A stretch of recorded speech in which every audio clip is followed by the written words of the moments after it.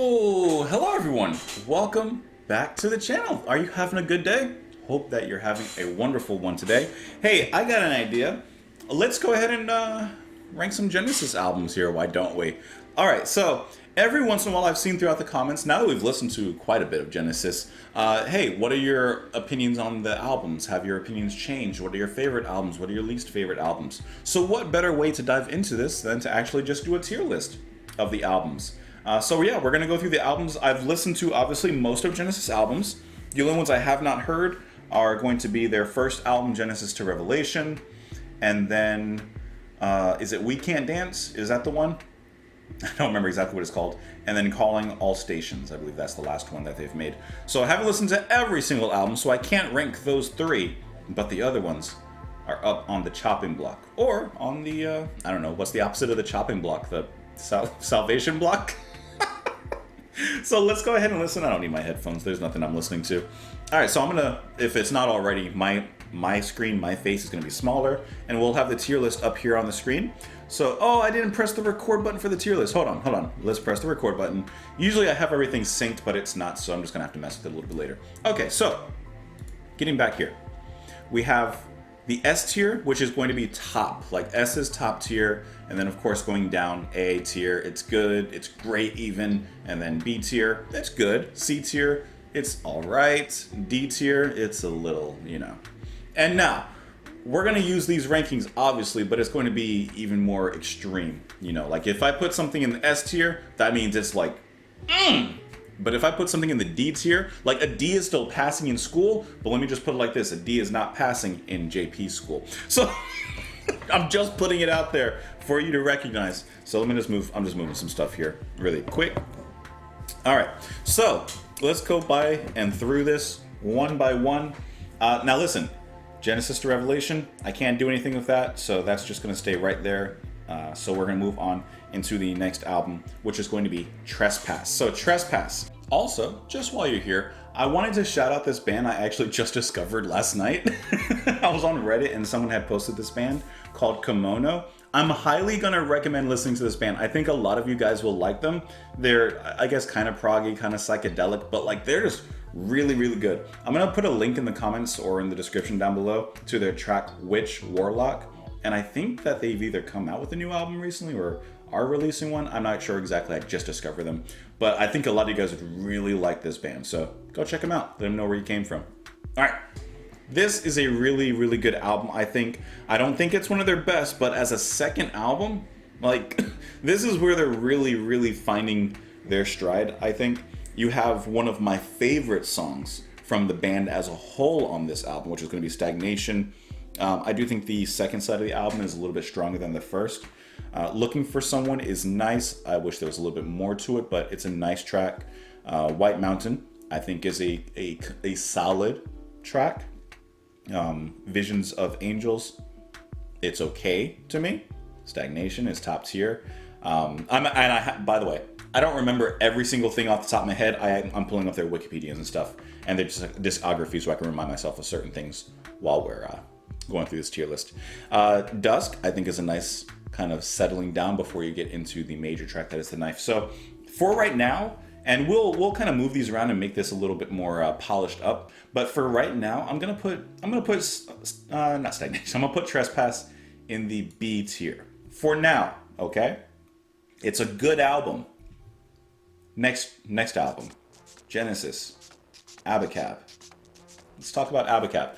Abacab sees them experimenting definitely a little bit more, going to more electronic sounds. They're experimenting a little bit more than they were before.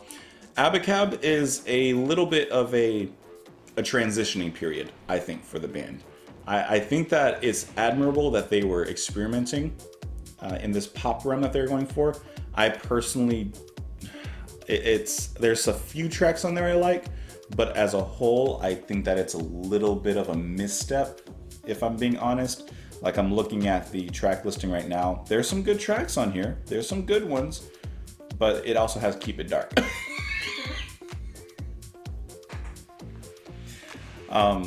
I do like the Dodo Lurker, you know, Who Done It? Okay.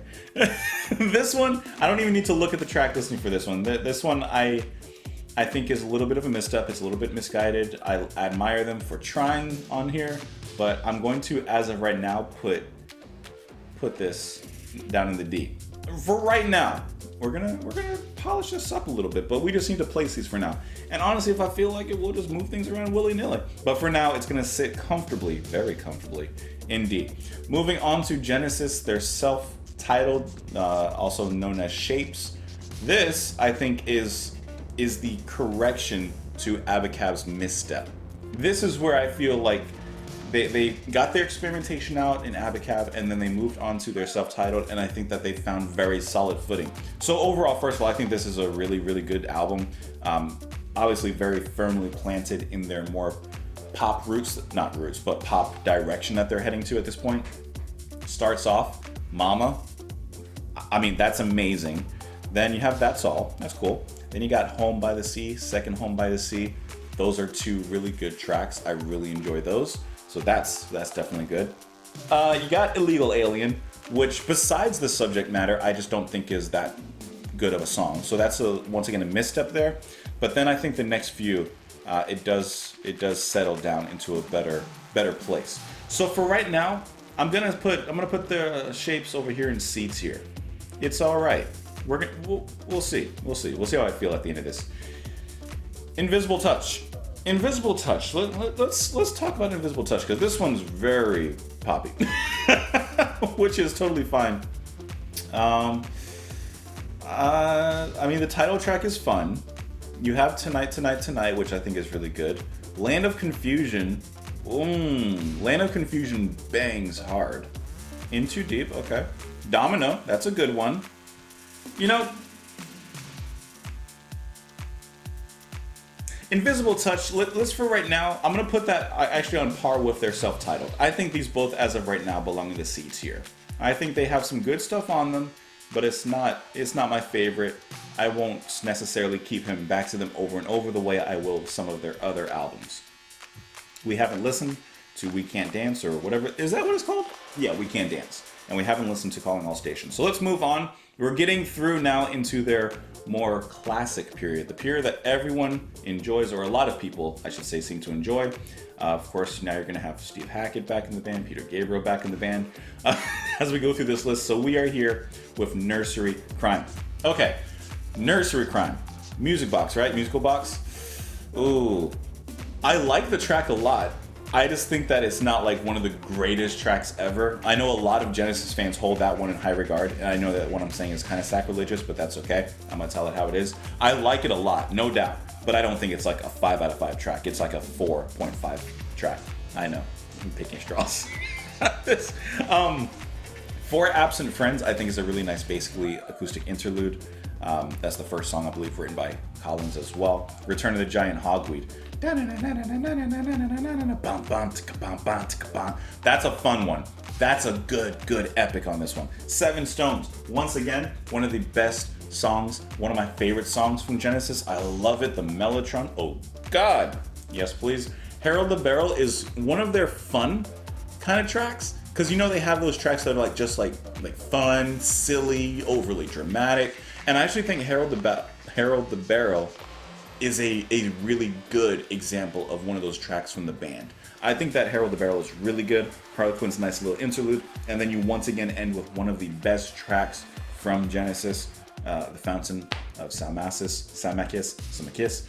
So I think that Nursery Crime honestly belongs in S tier.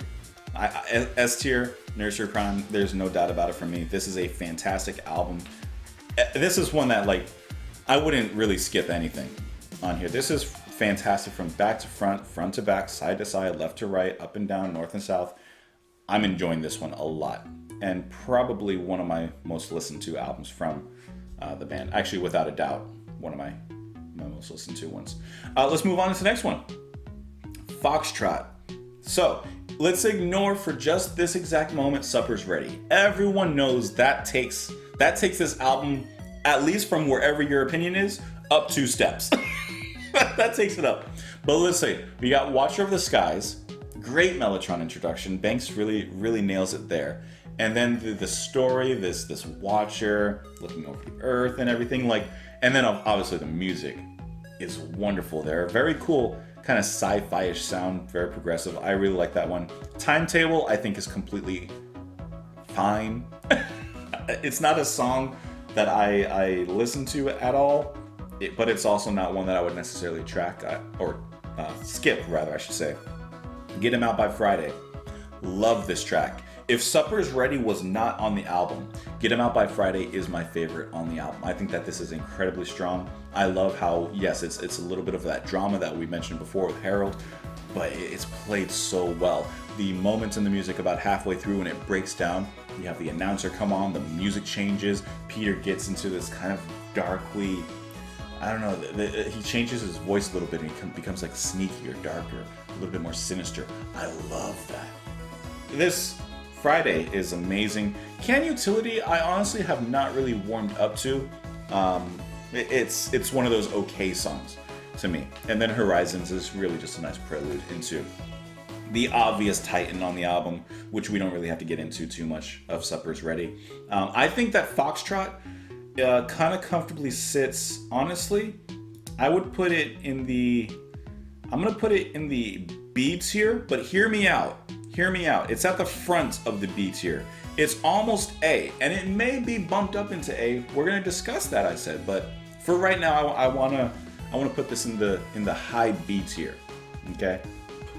What's the next album we have here? Selling England. Let's talk Selling England. I think Selling England is kind of, in a sense, the peak of their classic period, in a sense. And I think a lot of fans actually consider it the same way. You have, once again, one of Genesis' best songs ever, Firth of Fifth. That's the first Genesis song I heard doing reactions, and that blew me away. And from then on, I was like, wow, if the band is making tracks like this, I'm gonna have to pay attention to them, because I think that Firth of Fifth is just absolutely amazing. Dancing with the Moonlit Night is a wonderful opener to the album as well. Once again, very epic. A lot of, I think the band felt comfortable at this particular point, and you can really feel that in the music. And they're still pushing, of course, but you have those catchier songs like I Know What You Like, which, yes, it's catchy, it's shorter, it gets you in, it gets you out, but how fun is that? You also have in live shows, this has nothing to do with the album, but the tambourine dance and everything, especially here. I like More Fool Me. I like a nice little sentimental piece of music to kind of calm the album down on the first side.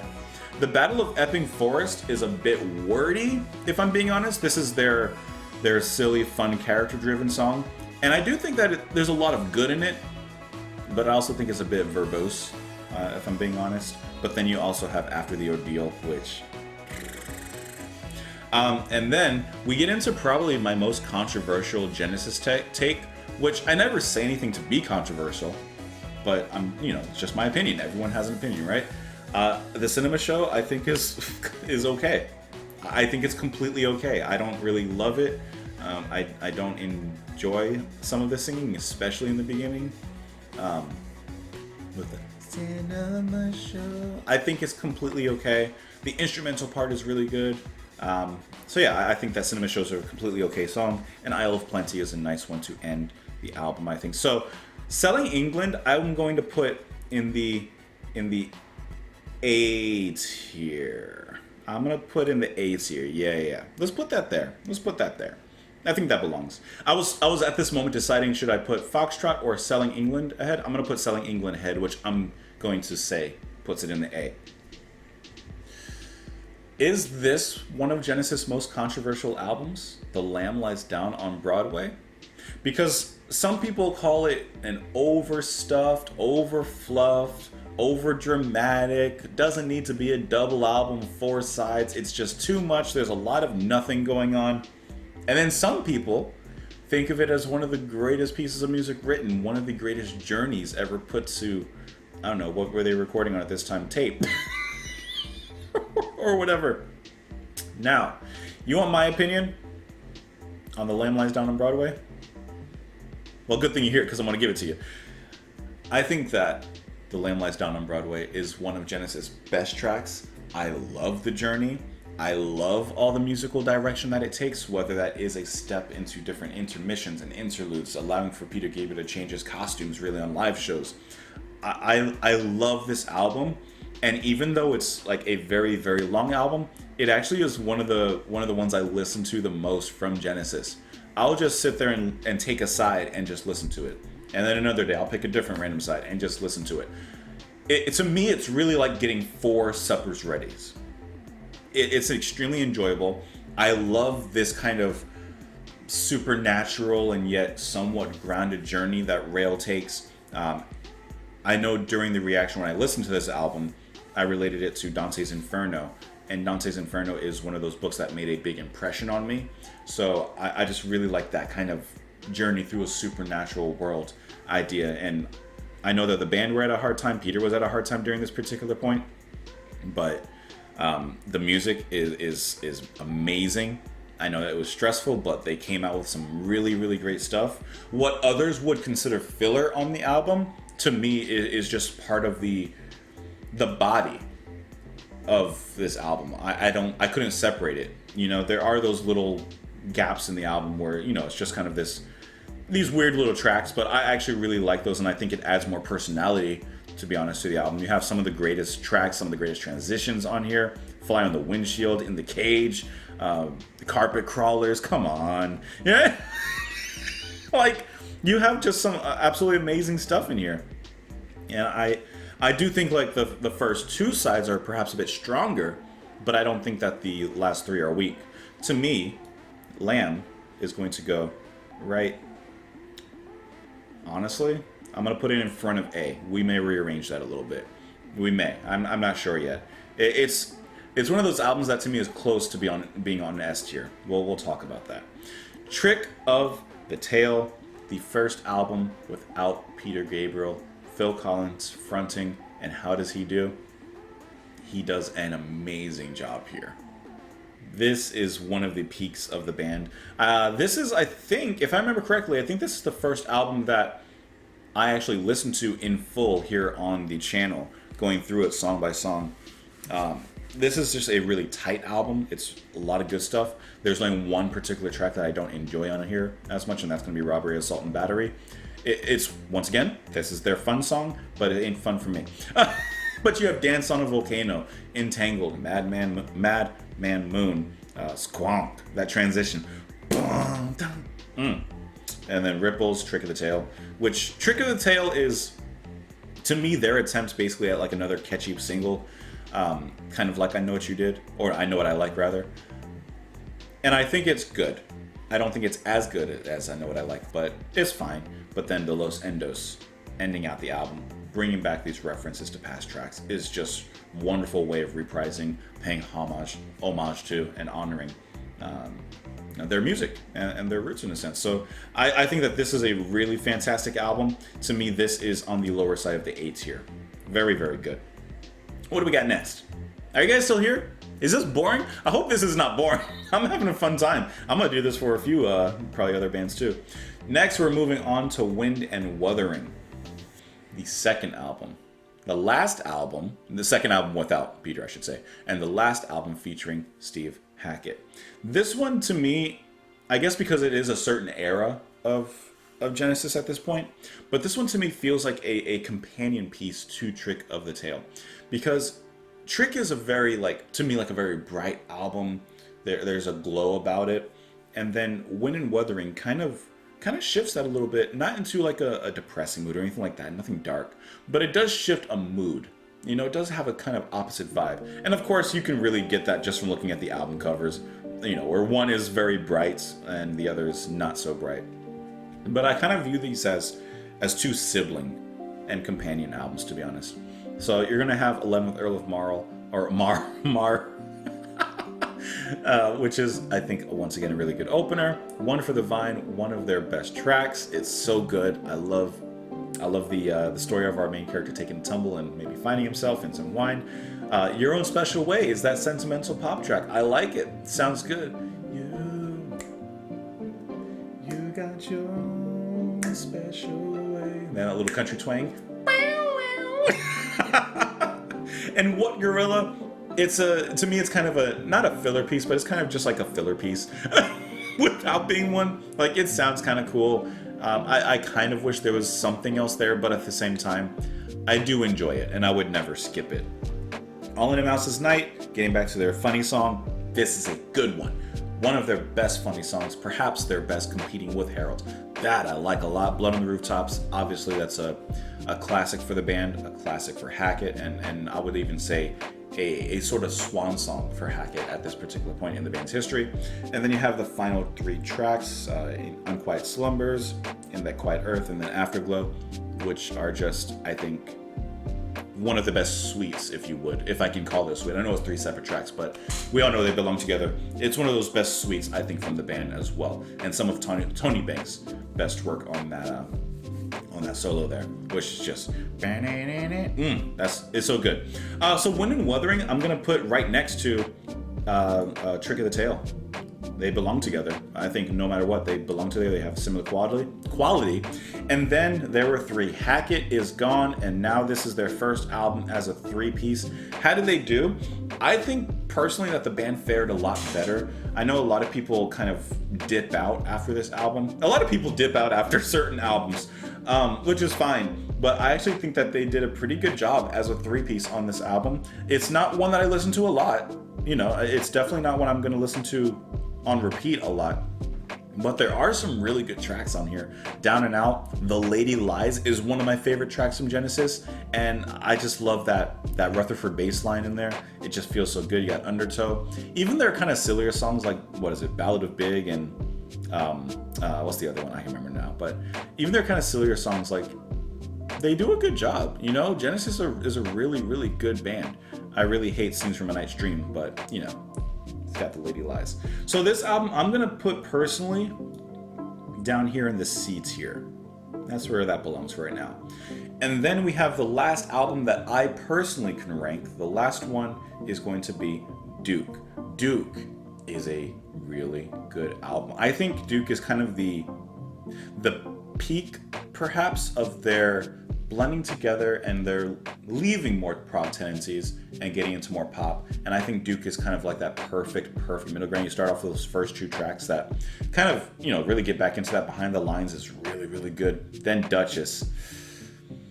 And then The Return with guide vocal. Boom, baby. Man of Our Times is okay. Misunderstanding and Heat Haze, I think, are really, really good tracks. I like Hollins as a singer.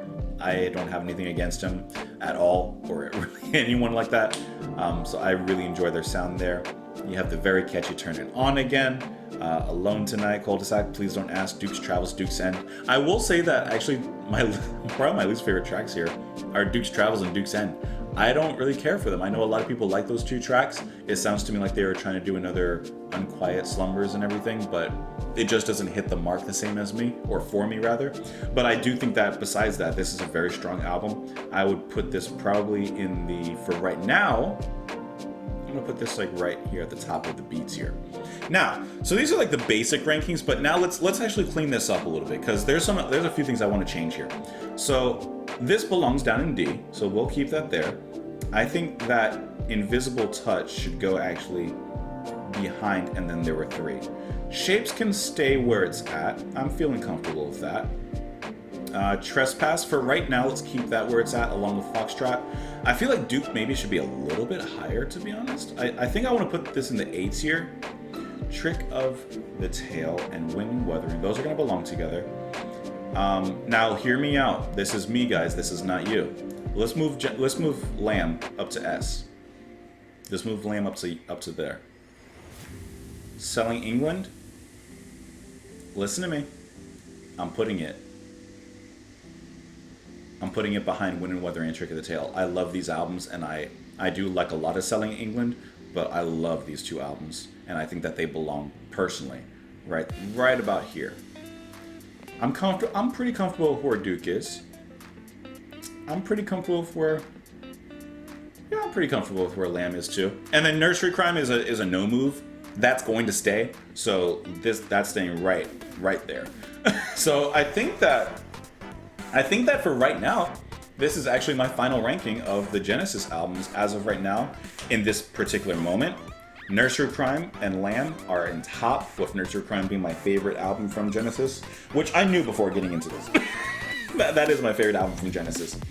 And then Wind Wuthering, Trick of the Tail, Selling England, Duke, Foxtrot, Trespass, Shapes, or self-titled. And then there were 3, Invisible Touch and Abacab. I'm actually very, very comfortable with these rankings. So yeah, that is my Genesis album tier list at this exact moment.